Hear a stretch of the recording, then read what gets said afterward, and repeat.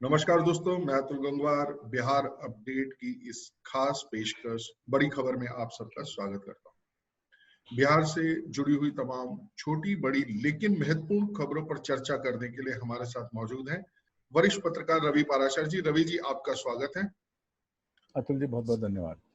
हमारे साथ मौजूद है अनीता चौधरी जी। अनीता जी, आपका भी स्वागत है। बहुत बहुत शुक्रिया जी।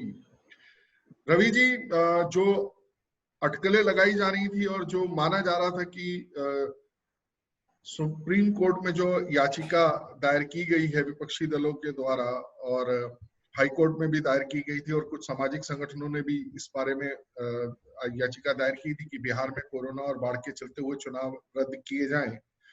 तो जैसा कि एक आंकड़ा लगाया जा रहा था, सुप्रीम कोर्ट ने इस पर रोक लगाने से इनकार कर दिया है और चुनाव आयोग की जो एक संवैधानिक जो महत्वता है उसको बरकरार रखा है।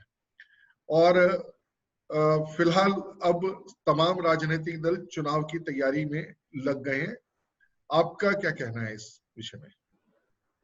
जी बिल्कुल, सुप्रीम कोर्ट ने एक तरह से जो कुहासा चुनाव की तारीखों को लेकर थोड़ा बहुत दिख रहा था या कुछ लोगों को आशंका शंका जो भी थी, वो अब सुप्रीम कोर्ट ने जो याचिका खारिज कर दी है उस पर सुनवाई से ही सिरे से इनकार कर दिया है। और उसके साथ ही क्योंकि सुप्रीम कोर्ट ने अपना मंतव्य जाहिर कर दिया है, तो जाहिर है कि पटना हाई कोर्ट में भी जो याचिकाएं इस सिलसिले में चुनाव को टालने के लिए दायर की गई थी वो भी खारिज कर दी गई हैं।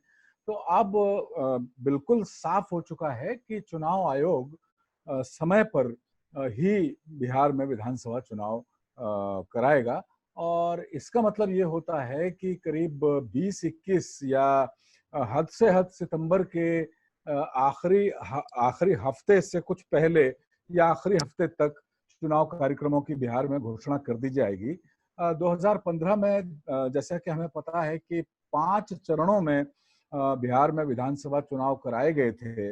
इस बार चूंकि कोरोना एक महामारी के तौर पर बिहार में भी फैला हुआ है और अभी पूरी तरह से काबू होने में, कोरोना के काबू आने में कोई तारीख अभी हम लोग नहीं दे सकते, क्योंकि अभी तक तो कोई टीका भी कोरोना का विकसित नहीं हो पाया है। अगर टीका भी कोई आया तो वो साल के अंत तक या अगले साल के शुरुआत में आने की संभावना है।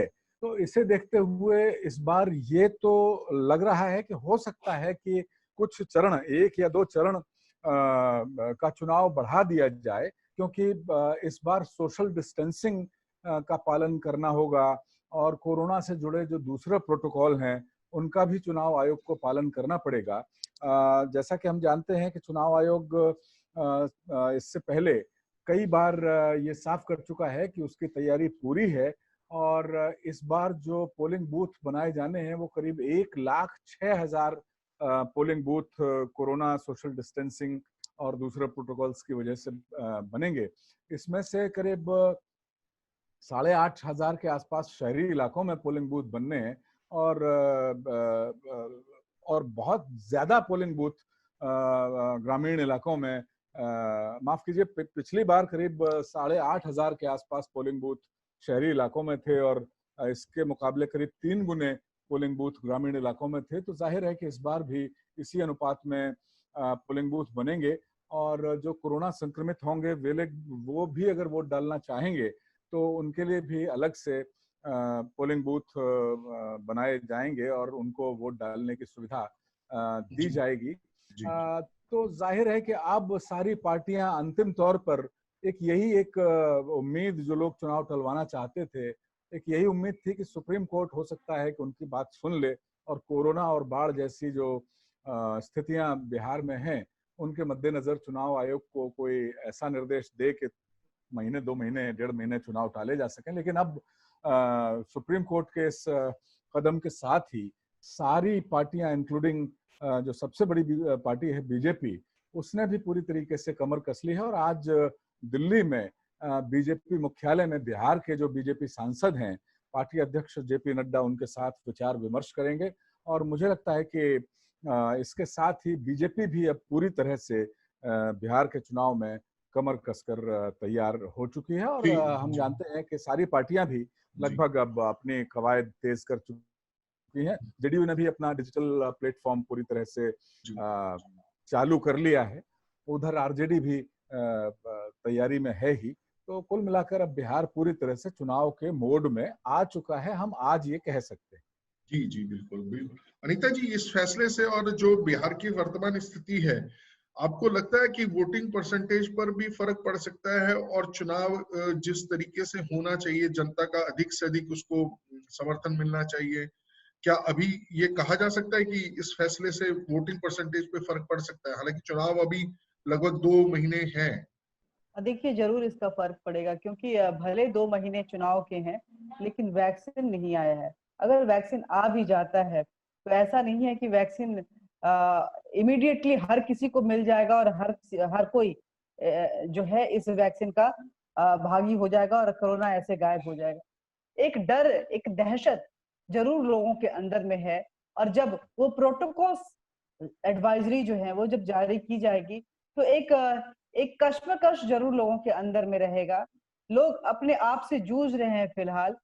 तो जाहिर सी बात है, मनोबल चुनाव को लेकर, उत्साह जो एक पर्व होता है चुनाव, उसको लेकर के जनता में वो शायद वो उत्साह नहीं रहेगा। उनको ये लगेगा कि शायद हम जूझ रहे हैं, शायद कहीं ना कहीं हम पिस रहे हैं, और इस चुनाव में वोट डालने से हमारा क्या फायदा होगा, सत्ता किसी और को मिलेगी। लेकिन ऐसी भी बात नहीं है कि बिल्कुल निराशा ही रहेगा और उदासीनता ही रहेगी। लोग कहीं ना कहीं एक अंदर से ये उम्मीद भी रहेगी कि अगर हम वोट डालने जाएंगे तभी हमारी जो ये सिचुएशन है उसके बदलाव को लेकर के हमारी जो अपेक्षाएं हैं उसके लिए हम एक शासक, एक एक एडमिनिस्ट्रेशन, एक मुखिया को हम चुन सकते हैं। तो जाहिर सी बात है, ये दोनों कश्मकश की स्थिति में जनता किस ओर अपना करवट बदलती है ये उसके मूड पे डिपेंड करेगा। लेकिन परसेंटेज पे इसका असर मुझे लगता है कि पड़ना पड़ेगा। और जो जो परसेंटेज, हालांकि बिहार में वोट परसेंटेज हम देखें तो अक्सर हाँ जो रूरल एरिया है उसमें बहुत ज्यादा रहता है और अर्बन एरिया कहीं ना कहीं उदासीनता दिखाता है। तो और कोरोना की महामारी जो है रूरल एरिया में ना के बराबर है। वो कुछ कुछ पार्ट ऑफ बिहार जो है वो बाढ़ की आपदा से जरूर त्रसित हुआ, लेकिन तब तक वो सारी चीजें ठीक हो जाएंगी। लेकिन अर्बन एरिया बहुत ज्यादा, जहां पे रूरल एरिया बिल्कुल ही ना के बराबर वहां कोरोना है, वहीं अर्बन एरिया में बहुत ज्यादा हर एक व्यक्ति संक्रमित, और जो जो स्वास्थ्य व्यवस्था है वो चरमराई हुई सी नजर आ रही है। तो इन सब का सामंजस्य रहेगा।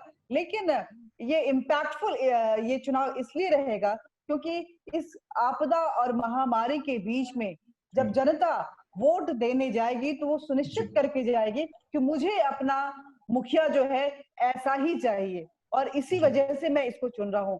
तो वो इस बार कोई मैनिपुलेटिव वोट नहीं रहेगा, कोई इंक्लाइन वोट नहीं रहेगा। ये जनता का वोट अपने लिए रहेगा, अपनी अपेक्षाओं के ऊपर वो अपने मुखिया को चुनेंगे और उसको वोट देंगे। तो ये एक बहुत अच्छी बात है कि उनको जी जज करने का मौका मिला है इस एनवायरमेंट में कि मेरा मुखिया, मेरे राज्य का जो मुख्यमंत्री है, जो मेरे जी राज्य का सत्ता पक्ष है, वो किस तरह का होना चाहिए और जो विपक्ष होगा उसकी क्या भूमिका रहती है। जी जी जी बिल्कुल ठीक कहा आपने। और कहीं ना कहीं राजनेताओं की एक दोहरी मानसिकता, डबल स्टैंडर्ड भी कहीं ना कहीं दिखाई देता है कि अ, अगर चुनाव होने हैं समय पर तो भाई इसका विरोध किया जाए कि भाई कोरोना चल रहा है, बाढ़ चल रहा है।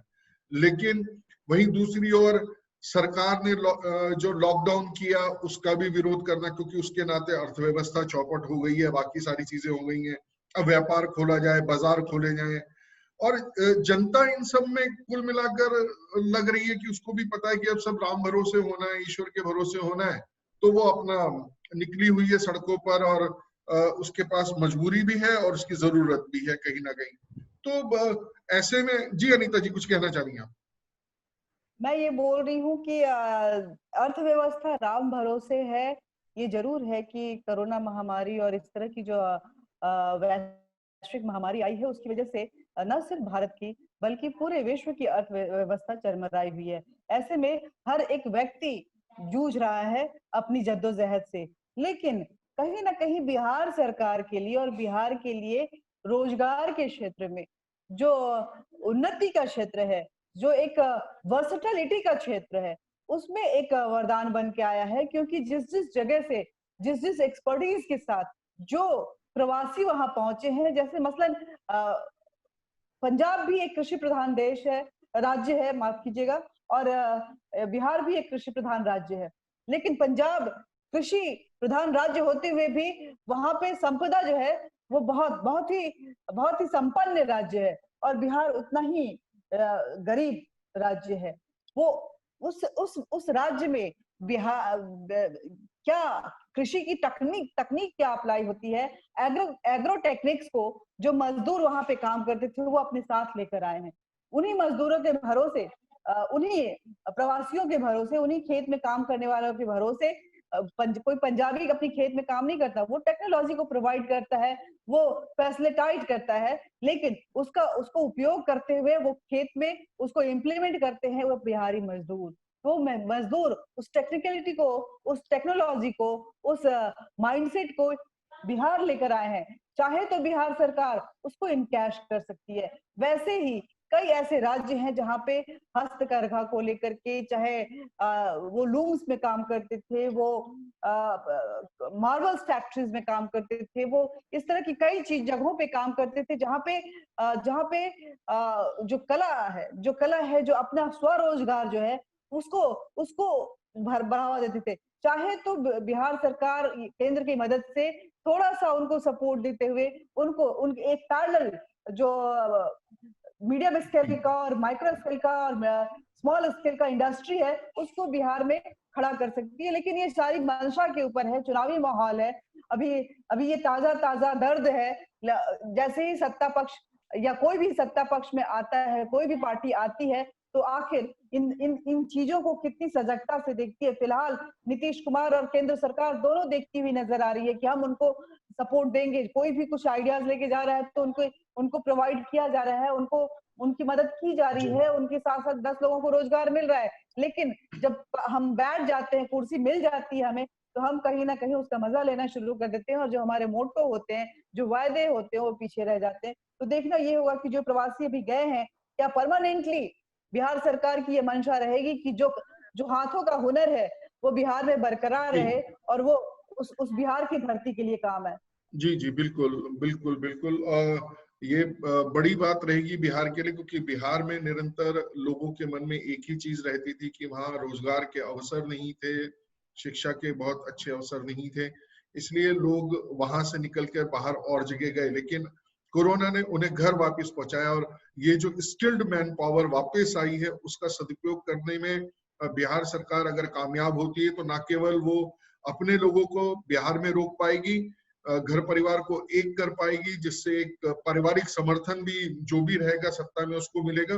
वहीं दूसरी ओर राज्य की अर्थव्यवस्था को भी एक गति मिलेगी, क्योंकि उसके पास जो टेक्नोलॉजी और जो चीजें आ रही हैं वो बिल्कुल यहाँ के हिसाब से उनके लिए नई है, जिनका उपयोग कर कर वो अपने कार्य को आगे बढ़ा सकते हैं। राजनीतिक सरगर्मियां तो शुरू है ही। राजद ने कहा है कि वो 150 सीटों पर कम से कम चुनाव लड़ेगी। बसपा, झारखंड मुक्ति मोर्चा भी महागठबंधन का हिस्सा हो सकते हैं, कांग्रेस महागठबंधन का हिस्सा है ही। रवि जी, क्या लगता है कि 150 सीटों पर अगर ये चुनाव लड़ेंगे तो बाकी लोग कहाँ चुनाव लड़ेंगे? नहीं, देखिए, बाकी लोगों की अगर दलीय स्थिति देख भी लें, महागठबंधन में जो सबसे बड़ी पार्टी है वो तो आरजेडी ही है, और इसके बाद अगर दूसरी कोई पार्टी है तो वो कांग्रेस नजर आती है। बाकी जितनी भी पार्टियां, चाहे वो वामपंथी पार्टियां हो, सीपीएम, सीपीआई हो, या फिर बीएसपी हो, समाजवादी पार्टी हो, और भी कुछ जो छोटी मोटी पार्टियां हैं, तो बिहार की जितनी बिहार विधानसभा में सीटें हैं, मेरी अपनी जानकारी के हिसाब से कांग्रेस ने भी इस बार जो है 1/3 सीटों पर चुनाव लड़ने का मन बना लिया है करीब करीब।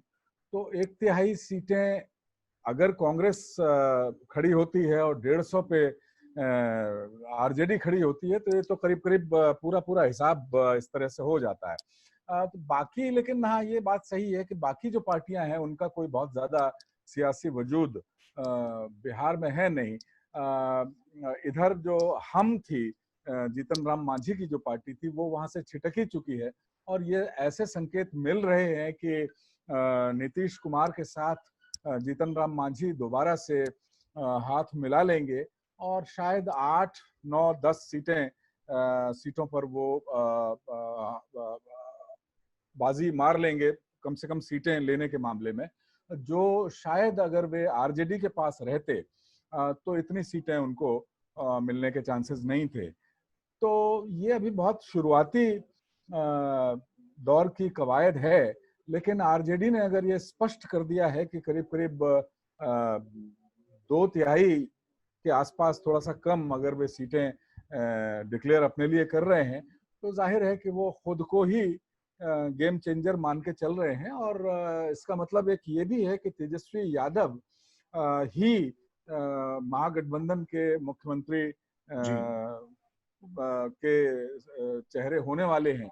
लेकिन इधर आरजेडी में जो हमने कुछ चीजें देखी हैं, लालू यादव ने भी जिस तरह अपने बेटे को बुला के रघुवंश प्रसाद सिंह के खिलाफ बयानबाजी नहीं करने और दूसरी हिदायतें भी दी होंगी, तो वो फैक्टर भी हमें ध्यान रखने पड़ेंगे। और एक बहुत महत्वपूर्ण चीज हमें ये नहीं भूलनी चाहिए कि एलजेपी जो नेचुरल एलाई है एनडीए का, उसके भी सुर कुछ बीच में बिगड़े हुए, खासतौर पे नीतीश कुमार सरकार के कार्यान्वयन जो समस्याएं हैं उनसे निपटने के लिए जो योजनाएं हैं उनके कार्यान्वयन के प्रति थोड़ा सा तल्ख रवैया, चाहे वे रामविलास पासवान हो, चाहे उनके बेटे एलजेपी के अध्यक्ष चिराग पासवान हो, दोनों ही तल्ख रवैया दिखा चुके हैं। अब सीट बंटवारा एक तरह से अगर हम कहें अंत में इस बात को कि आरजेडी की तरफ से तो 150 सीटें अगर घोषित उन्होंने एक तरीके से कर दी हैं, तो वहां तो सीट बंटवारा एक तरह से हो गया। लेकिन एनडीए में सीट बंटवारे को लेके अभी थोड़ा बहुत मुझे लगता है कि पेच फंसेगा, और उस समय एलजेपी का रुख क्या होता है। अगर एलजेपी का रुख अकेले चुनाव में जाने का होता है या फिर तेजस्वी यादव के साथ गठबंधन करने का होता है, तो फिर हो सकता है कि ये 150 सीटें कुछ कम भी हो जाएं आरजेडी। जी बिल्कुल बिल्कुल बिल्कुल। और अभी एक चर्चा ये भी चल रही है कि तेजस्वी यादव जो अपर कास्ट हैं उनको रिझाने की कोशिश कर रहे हैं, ब्राह्मण, ठाकुर, भूमियार, इनको रिझाने की कोशिश में लग गए हैं।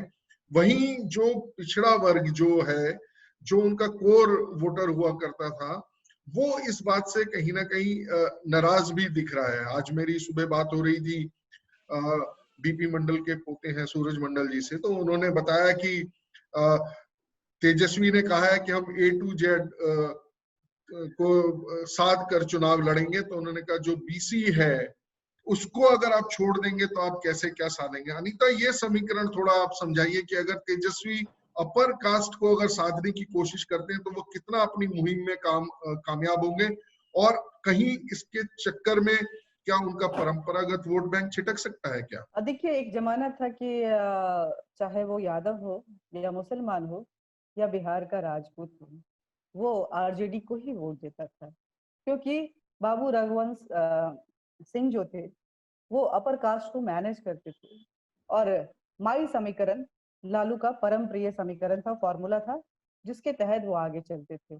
उसमें सबसे छिटका हुआ कास्ट अगर कोई था तो वो कायस्थ और भूमियार और थोड़ा बहुत ब्राह्मण था। ब्राह्मण को बनाने के लिए भी 2-4 सीटें दे दी जाती थी किसी ब्राह्मण कैंडिडेट को। लेकिन इस बार तेजस्वी के लिए जो स्टार प्रचारक रहेंगे वो कन्हैया कुमार रहेंगे।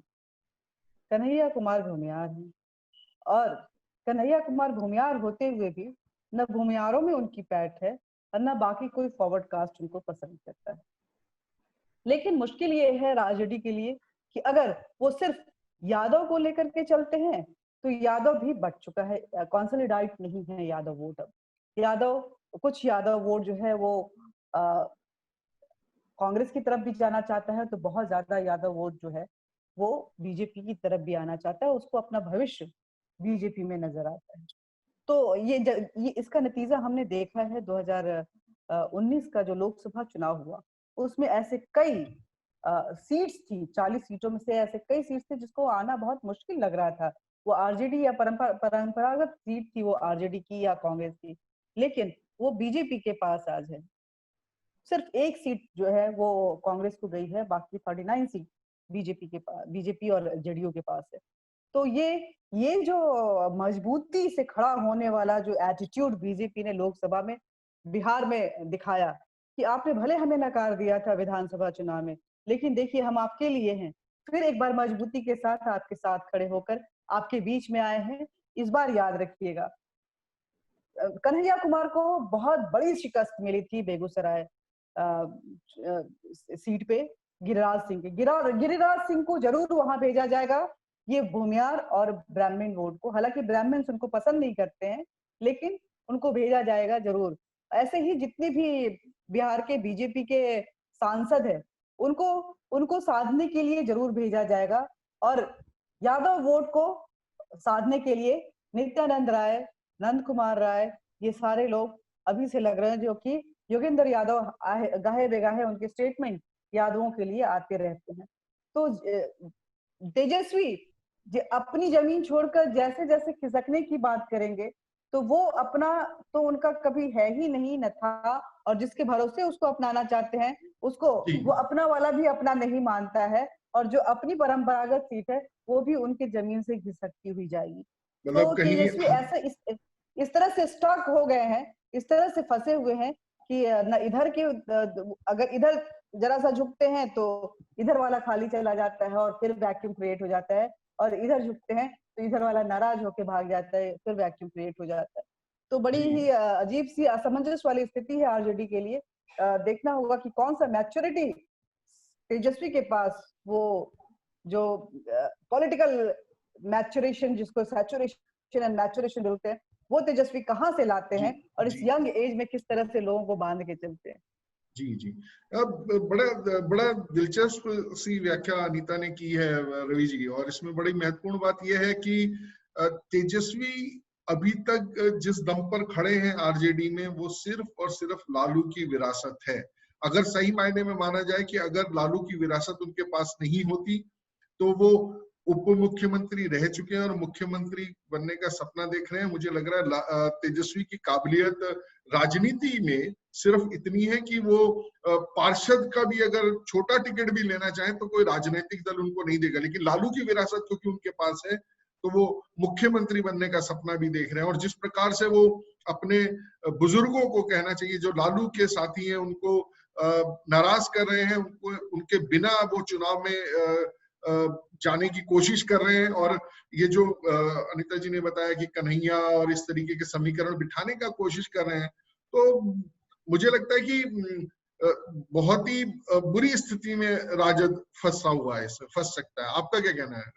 जी बिल्कुल, इसमें कोई दो राय नहीं है कि आरजेडी, राष्ट्रीय जनता दल की जो लालटेन थी, उसमें लालू यादव का तेल ही, और तेल भी वही होते थे और बत्ती भी वही होते थे, और लालटेन का जो शीशा बहुत ज़रूरी होता है उस रोशनी को फैलाने के लिए आसपास किसी अंधेरी जगह पे, अंधेरे कमरे में, तो वो सब कुछ लालू यादव ही थे। और लालटेन का जो ढांचा लोहे का होता है वो भी लालू यादव ही थे।